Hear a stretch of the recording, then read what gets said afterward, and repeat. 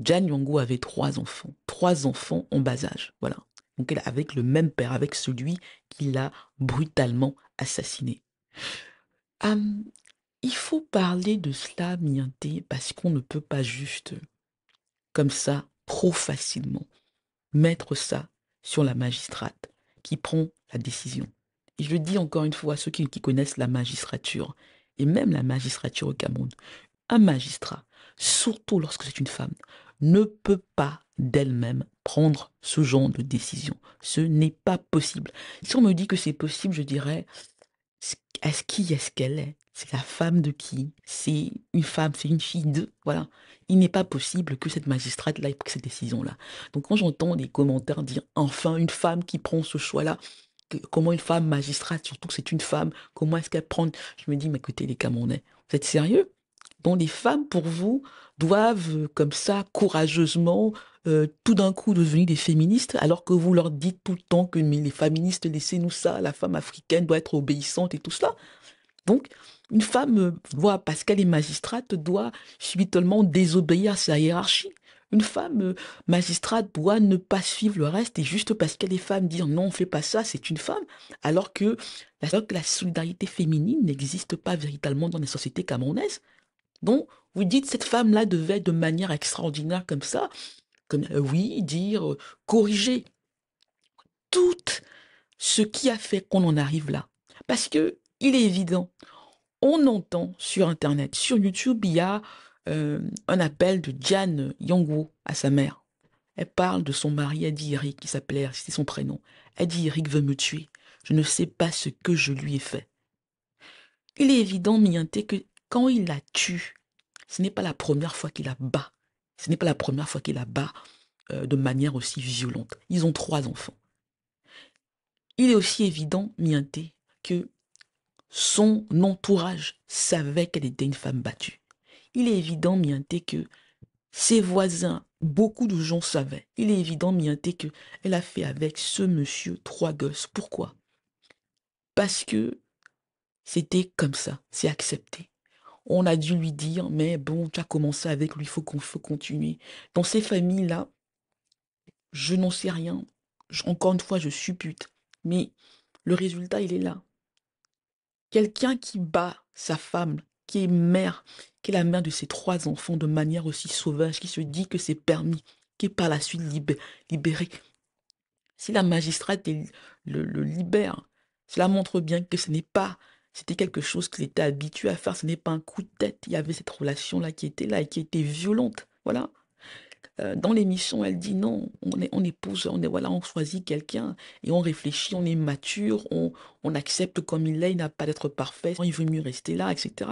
Elle était la plus conservatrice, la plus soumise, la soumise au sens camerounais du terme et africain du terme. Elle ne pensait pas qu'un homme pouvait juste être irresponsable. Elle pensait que c'était véritablement le devoir d'une femme de domestiquer son homme et de faire en sorte qu'il prenne soin de ses enfants. Et moi, je dis, c'est facile de mettre tout ça sur la magistrate. C'est facile de ne pas faire le procès de la société. Lorsqu'une femme fait un enfant avec un homme violent, quel autre choix elle a? Quel soutien elle a lorsqu'elle veut le quitter? Quel soutien elle a de sa famille? Quel soutien elle a de son entourage? Quel soutien elle a de son quartier lorsqu'il a avéré qu'il la bat? Quel soutien elle a même de son métier, de ses collègues? Quel soutien elle a? Je pense, Mianté, que des femmes comme Jan Yongo se retrouvent prises au piège de leurs valeurs, de leur vision de la société, de la femme. Elles se disent, maintenant que je suis dedans, je ne peux que supporter. Maintenant que je suis dedans, je ne peux que supporter. Quel autre choix j'ai?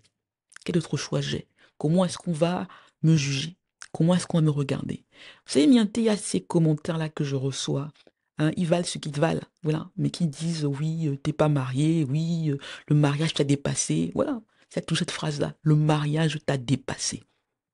Il faut comprendre. Au Cameroun, il y a cette phrase-là. Je ne sais pas si elle est dite ensuite dans notre société africaine. Le mariage t'a dépassé. Jan Nyongo ne voulait pas qu'on dise que le mariage l'avait dépassé. Jan Nyongo ne voulait pas qu'on dise que le mariage l'avait dépassé. Toutes ces femmes-là, en général, qui meurent, qui sont violentées, qui sont même violées par leurs époux, qui sont tuées, ne veulent pas qu'on dise que le mariage les a dépassées. Quel choix elles ont? Être une femme divorcée, être une mère célibataire, même en 2025, même en 2023, l'année durant laquelle Diane Nyong'o meurt est très, très, très difficile. Surtout lorsqu'on n'a pas les moyens d'assumer.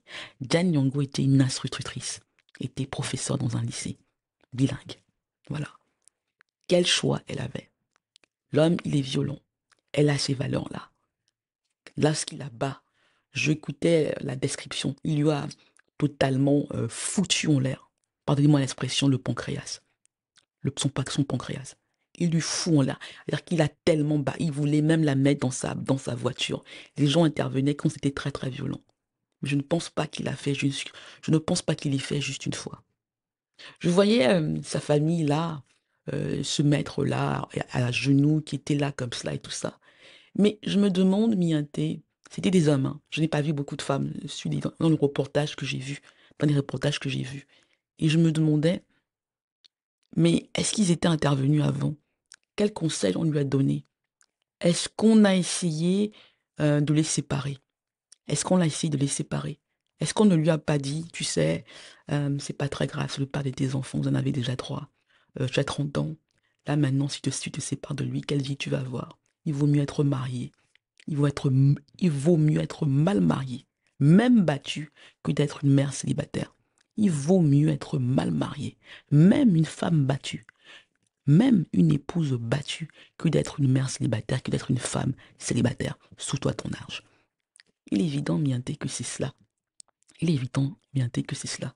Donc quand je vois ces femmes-là, quand je vois cette pétition-là ridicule, en demandant qu'on radie la magistrate, je me dis, mais les gars, vous n'êtes pas sérieux. Quand est-ce que vous allez véritablement apprendre à parler du vrai sujet?